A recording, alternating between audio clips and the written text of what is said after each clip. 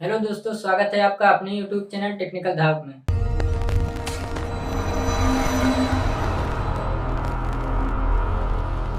दोस्तों, आज की इस वीडियो में हम लोग देखेंगे कि इंजीनियरिंग ड्राइंग का लेआउट क्या होता है तथा टाइटल बॉक्स क्या होता है, और जब भी हम इंजीनियरिंग ड्राइंग बनाते हैं तो उस समय हमको क्या क्या सावधानियां बरतनी चाहिए, इसको जानेंगे। तो सबसे पहले ये समझ लेते हैं कि ड्राइंग शीट का जो अभिविन्यास होता है अर्थात लेआउट होता है वो क्या होता है। जब भी ड्राइंग कार्य हम प्रारंभ करते हैं तो उससे पहले हम ड्राइंग के चारों ओर एक आयताकार लाइन अर्थात बाउंड्री तैयार करते हैं, जिसको हम लेआउट या अभिविन्यास कहते हैं ड्राइंग का। तो क्या होता है, ये जो लेआउट होता है वो BIS अर्थात ब्यूरो ऑफ इंडियन स्टैंडर्ड, ये एक गवर्नमेंट बॉडी है जो तैयार की है कि ये लेआउट जो है वो कितना डिस्टेंस पे रहेगा। जैसे कि आप 1 मीटर का डिस्टेंस लेते हैं तो 1 मीटर ये एक निश्चित है, कांस्टेंट है कि इससे ज्यादा नहीं होगा। आप 1 kg लेंगे तो उसका वेट कितना होता है, ये एक कांस्टेंट है अर्थात ये निर्धारित कर दिया गया कि इससे ज्यादा आपका नहीं होगा। तो इसी तरह जो हमारा BIS है अर्थात ये एक इंडियन गवर्नमेंट बॉडी है जो ये निर्धारित करती है कि इसका जो लेआउट होगा उसका मतलब डिस्टेंस कितना छोड़ा जाएगा उसको। तो इसमें जो है आपका up and down and right side में जो डिस्टेंस होता है वो हमारा होता है 5 to 25 mm। ये होता है हमारा up to down and right side में। लेकिन जो हमारा लेफ्ट साइड में होता है वो हमारा होता है 20 से 40 mm। ये होता है हमारा लेआउट। ये इस साइड जो हमारा है लेफ्ट साइड वो 20 से 40 mm इसलिए है क्योंकि जब भी हम ड्राइंग को बना लेते हैं तो उसको क्या होता है, उस समय बहुत सारे ड्राइंग शीट होते हैं तो क्या होता है उसको जिल्द करना होता है या फिर स्टेपलर करना होता है। तो इससे क्या होता है, इस तरफ जो होता है हमको ज्यादा स्पेस चाहिए, तो इसलिए इस तरफ जो होता है हमारा 20 से 40 mm रखा जाता है। इसमें क्या होता है, ये जो स्पेस छोड़ा जाता है मार्जिन जिसको हम कहते हैं, ये मार्जिन क्यों छोड़ा जाता है, जब भी हम ड्राइंग बनाते हैं तो क्या वो ड्राइंग उसी समय यूज नहीं हो जाता है।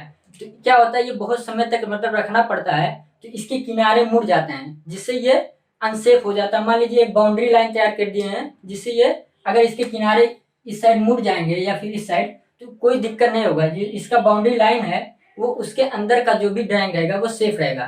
तो इस चीज को ध्यान में रखकर एक हमारा बाउंड्री तैयार कर दिया जाता है कि इसके अंदर ही आपको ड्राइंग बनाना है। तो ये होता है हमारा लेआउट ऑफ ड्राइंग शीट।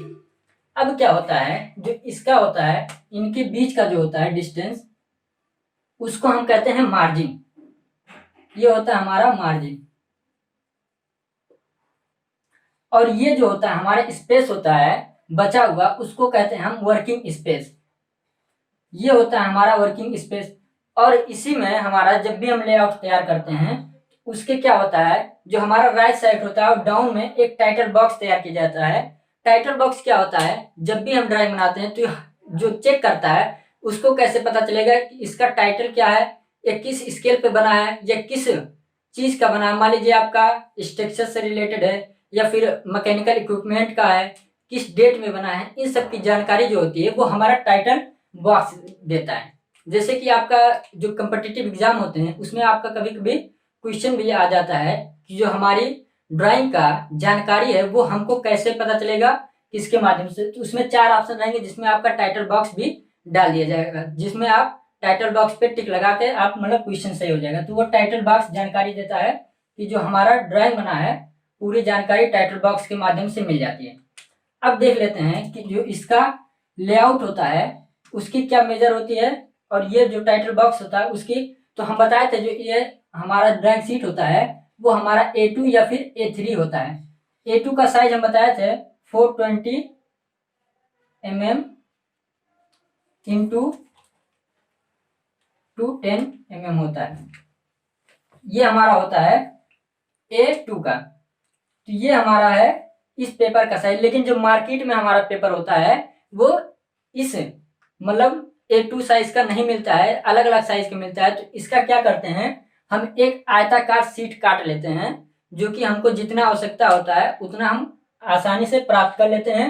बाकी अगर हमारा ज्यादा बड़ा है तो उसको 2 पार्टों में हम डिवाइड कर लेते हैं। अब देखते हैं हमारा जो टाइटल बॉक्स है उसका क्या क्या माप है। तो इसका जो हमारा लंबाई होता है अर्थात लेंथ जो होता है वो हमारा 185 mm होता है, और इसकी जो विड्थ होती है